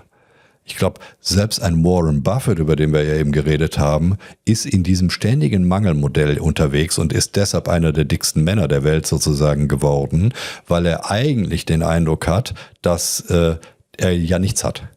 Dass er immer in dem Mangel bleibt.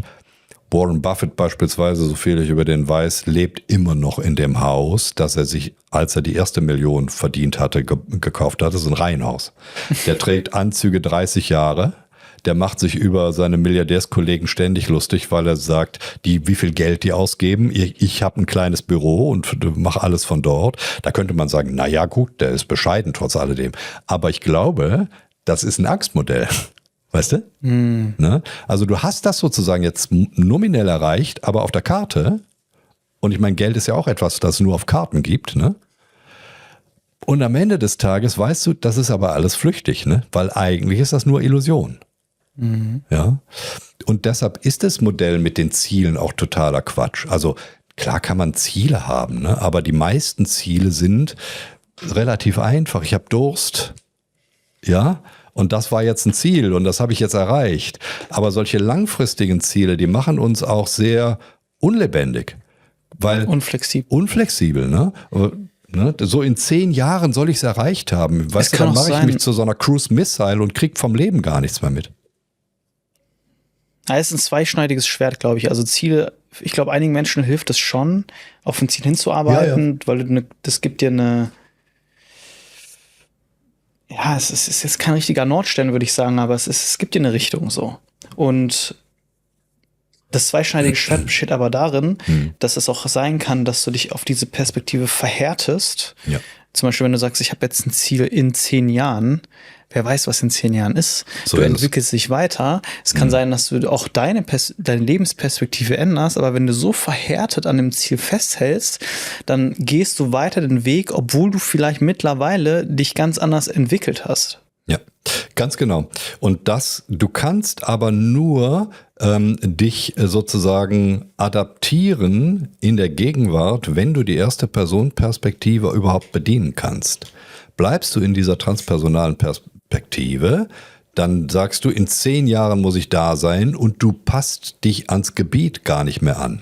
Ne? Das heißt, sicher kann man Ziele haben und sagen, ja, ich will einen guten Podcast machen, ne? Und der soll auch wachsen. Ne? Dann ist das sowas wie ein übergeordnetes Ziel, so wie so ein Nordstern. Ne? Aber natürlich kannst du nicht das Gebiet ignorieren. Ja. Ne? Das heißt, dann ist da ein Berg und du sagst, ich will aber da durch. Das ist total unsinnig. Ne? Merkt jeder selbst. Ne? Ich sage auch nicht, da ist jetzt eine Wand, aber ich will da jetzt einfach durch die Wand durch. Ne? Also sondern ich gucke, wo ist die Tür. Und das bedeutet also ein ständiges, situatives Reagieren auf Realität, was dann sagt, okay, mein Ziel war dieses, aber mein Ziel hat sich jetzt auch geändert. Ne? Das kann ja morgen ganz anderes schon sein. Ich bin aber in eine Richtung unterwegs und ganz lebendig passe ich mich sozusagen an. Und das ist auch total befreiend, wenn du diesen Gedanken hast. Und das ist aus meiner Sicht auch sehr mit Schwere behaftet, wenn du, das ist diese Planung, die du sagst. Ja, also Planung ist irgendwo notwendig für uns, aber irgendwie, es kann sich auch sehr beschwerend anfühlen, wenn du denkst, du hast keine Optionen, du hast keine Flexibilität. Ja. Und weil wir jetzt viel über den Podcast gesprochen haben, ich denke mir halt, bin da mit Sicherheit auch noch nicht am Ende meines Potenzials, aber ich denke mir, wenn mich jemand die Frage fragt, ja, was ist denn deine Ziel, sage ich, weiß ich nicht. Jetzt gerade fühlt es sich noch gut an, deswegen mache ich es auch. Aber wenn der Podcast in 2 Jahren nicht mehr besteht, weil es mir nichts mehr gibt, weil es den Leuten nichts mehr gibt, dann ist das okay. Ja. Und dann werde ich was anderes finden, was mich auch erfüllt. So, ich kann mir ganz viele andere Sachen vorstellen, die auch super cool sind und die mich auch in einer ganz anderen Art und Weise vielleicht sogar noch mehr bereichern werden. Genau. Und das, wenn du mit so einer flexiblen Haltung an dein Leben gehst, ich wiederhole dieses Zitat total oft, das hat mal ein Psychologe hier im Podcast gebracht, dieses Flexibilität ist Macht, und da glaube ich wirklich fest dran. Also Flexibilität, wenn du flexibel bist in deiner Lebensgestaltung, in deinem Denken, wenn du auch in der Lage bist, andere Perspektiven anzunehmen, dich in die hinein zu versetzen, wird es einfach insgesamt dein Leben bereichern. Genau, du musst lebendig sein. Ja.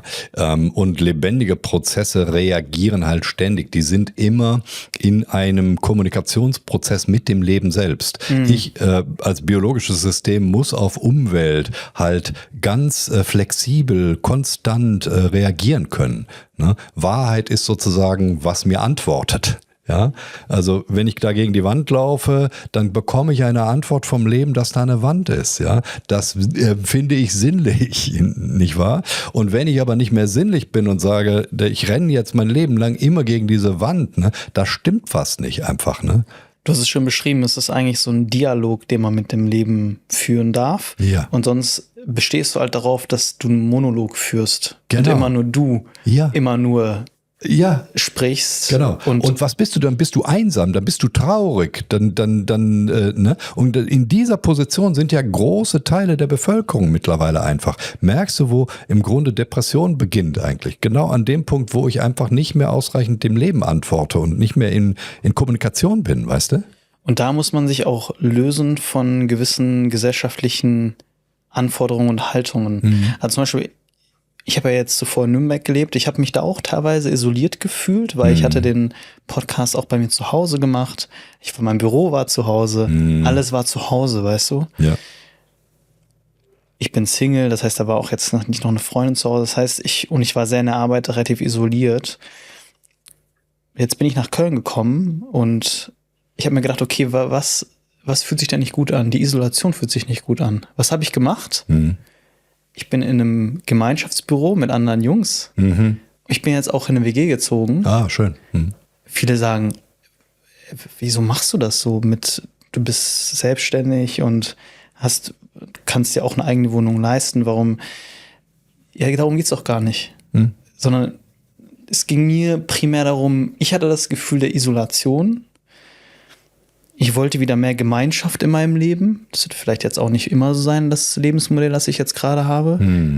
Und das habe ich realisiert, dadurch, dass ich flexibel gedacht habe, okay, ich löse mich auch von den gesellschaftlichen Erwartungen, die auch manchmal von Familie kommen und so. Warum ziehst du jetzt wieder in eine Wohngemeinschaft? Das machen doch Studenten mit Anfang 20. Ja, warum denn nicht? Eben. Diese Isolation, die basiert ja eben auf dem Angstmodell und das entspricht dann unseren Bedürfnissen nicht. Wir sind eben auch soziale Wesen.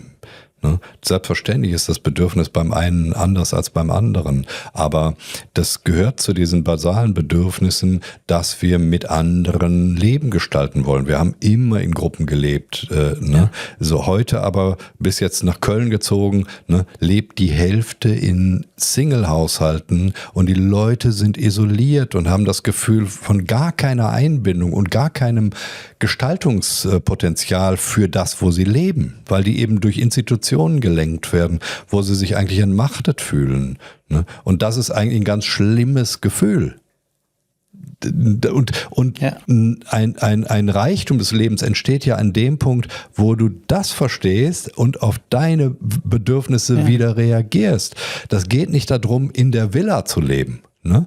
In der Villa bist du einsam. In der Regel. Es spricht nichts dagegen, wenn du dich da wohlfühlst, wenn du vielleicht eine Frau hast, eine Familie hast, keine Ahnung, und das sich einfach und dein Leben gut gestalten kannst und ne, nach deinen Bedürfnissen. Ja. Aber wenn du meinst, du musst in der Villa leben, um etwas zu erfüllen, weil das Bild von dir, das du beobachtest und managst, muss diesem oder jenem entsprechen, dann wirst du halt immer trauriger und einsamer. Richtig. Ja. Ne? Ja. Und es ist dieser Punkt, sich auch von Erwartungen zu lösen und auf sich selbst auch zu schauen, was brauche ich. Ich würde gerne noch mal am Ende jetzt noch mal so zusammenfassen, dass das wir heute besprochen haben. Oliver, was hilft uns, nochmal jetzt allgemein gesprochen, zusammenfassend gesprochen, weniger zu dissoziieren, wie du es genannt hast, und wieder mehr in der ersten Perspektive zu sein und zu leben? Also man kann das innerlich üben, weil die Karte ist ja eine Sache der Vorstellung. Das ist ja, was ich mit Patienten auch mache. Ich therapiere ja in diesem Sinne eigentlich gar nicht, sondern ich bin jemand, der jemanden dabei begleitet, wie er wieder möglichst in eine Position kommt, wo er sowohl autonom sein kann, als auch kooperationsfähig ist, ne? Mit dem Leben in eine Kommunikation wieder tritt. Und das beginnt auch eben stark in der Fantasie. Wenn ich mich da ständig beobachte, das ist nicht gut, ja, dann entsteht diese Einsamkeit. Bin ich einfach dort ich selbst und lerne von da aus wieder zu operieren. Ich nenne das den Montagepunkt fürs eigene Leben, ja, für die eigene Handlung auch. Ne? Von mir aus geht die Handlung. Von mir aus ist die Wahrnehmung organisiert. Ne? Ich schaue in die Welt. Ich schaue nicht auf mich, beobachte mich nicht. Ich stelle mich auch nicht ständig in Frage. Ne? Also das heißt, wer sozusagen seine Existenz in Frage stellt, der stellt die Existenz per se in Frage. Und das meint auch transpersonale Perspektive. Ich bin nicht Gott. Ja, transpersonale Perspektive verliert immer das Menschliche. Ich bin aber ein Mensch, schaue aus meinen Augen und agiere von hier aus. Und das bedeutet so fürs praktische alltägliche Leben, klar zu kriegen, was ist hier überhaupt los? Bin ich irgendwie bedroht? Ne? Es gibt viele Geschichten von Bedrohung. Wir erleben ganz viel, ne, über die Medien auch, ne, dass es ständig gesagt wird, wir sind bedroht, es wird nicht mehr lange weitergehen, ne, Krisen ohne Ende und ne, aber bin ich tatsächlich in meinem Alltag, wo ich gerade lebe, hier in Köln, bedroht oder ist es eigentlich friedlich und entspannt? Ne? Weil daran muss ich mich ausrichten. Und dann muss ich einfach wieder lernen, in Handlung zu kommen. Mich nicht isolieren, sondern rausgehen. Ich sage da auch Patienten immer, du musst dich der Gesellschaft einfach zumuten. Ne? Du musst nicht erstmal okay werden ne, und heilen, bevor du überhaupt rausgehst, sondern der Weg selbst, dass du rausgehst, ist der heilsame. Toll. Ja, also geh raus und mach einfach Sachen. Je mehr du praktisch tust, umso besser wird's dir gehen. Auch wenn du Angst hast. ein alter Spruch von mir, du brauchst mehr Mut, als du Angst hast. Ne? Dann nimm Mut in die Hand und geh raus und du wirst merken nach einer Weile, das wird entspannter. Du fühlst dich besser in deinem Leben. Übrigens, kurze Nebenbemerkungen, die meisten Patienten, die man so sieht, sind Menschen, die an Schreibtischen sitzen, weil die leben viel auf Karten. Und Handwerker sind meist gesünder. Und zwar warum? Die tun Sachen im Gebiet. Ja, also je mehr ich also Dinge tue, mach handwerkliche Sachen, mach Dinge im Gebiet, find raus, wie ist die Welt, ne, in der du gerade lebst. Ne? Umso entspannter, ruhiger wirst du, umso mehr Erste-Person-Perspektive erzeugst du wieder, umso besser wirst du dich fühlen. Also sehr alltäglich, ganz basal sein. Oliver, am Ende des Podcasts stellen wir immer traditionell dieselbe Frage. Stell dir vor, wir könnten jetzt einen Satz an die Menschen rausschicken, den sie alle lesen werden. Welchen Satz würdest du rausschicken? Ich halte das für so verführerisch zu glauben, dass man dadurch etwas verändern würde, dass ich gar keinen Satz sagen würde. Das ist eine Sache, die ich bei Ben auch schon mal mehrmals hatte. Der fing mal an mit, was könntest du auf ein Plakat schreiben? Und da habe ich gesagt, nichts. Und da war er sehr, dann hat er das geändert mit der Post-it-Frage. Da habe ich auch gesagt, da schreibe ich nichts drauf. Ich wüsste nicht, weißt du, ich glaube, es gibt gar keine Botschaft, die man ideologisch verbreiten kann. Ich kann nur mit Menschen selbst in Kontakt kommen und mit denen eine Beziehung aufbauen. Mhm. Lass mich das anders framen. Ja, sag was anderes. Für mich ist die letzte Frage oft nochmal so eine, sehe es als Trichter. Wir haben das Gespräch gehabt, wir haben es gerade schon ein bisschen zusammengefasst. Ja. Und die letzte Frage ist nochmal wie so eine... Ja, ich weiß, du möchtest Zusammenfassung. Aber sehr intuitiv. Und wenn du jetzt sagst, Oliver, ich möchte nichts sagen, ist das auch okay. Ja, genau. Ich wollte darauf hinweisen, dass ich nicht glaube, dass solche Sätze aus dem Sprachdenken Leuten helfen. Ne? Du kannst jetzt sagen, ne, sei du selbst. Ne? Aber das ist so ein absurder Kalenderspruch, der hilft überhaupt gar keinem. Ne? Vielleicht könnte man sagen, geh raus. Ne? Geh raus. Ja? Vielleicht. Hab mehr Mut als Angst, geh raus. Oliver, wo können die Menschen dich finden? Wo die Menschen was? Dich finden. Die finden mich in Mettmann bei Düsseldorf. Institut für angewandte Hypnose. Einfach meinen Namen googeln. Da findet man mich. Außerdem habe ich 20 Bücher, glaube ich, geschrieben und in vielen Podcasts war ich. Den Link zum Institut als auch zu den Büchern von Oliver findet ihr in der Beschreibung. Oliver, vielen lieben Dank, dass du heute in Köln warst. Ich danke dir, war ein super Gespräch, Leon. Danke. Gerne.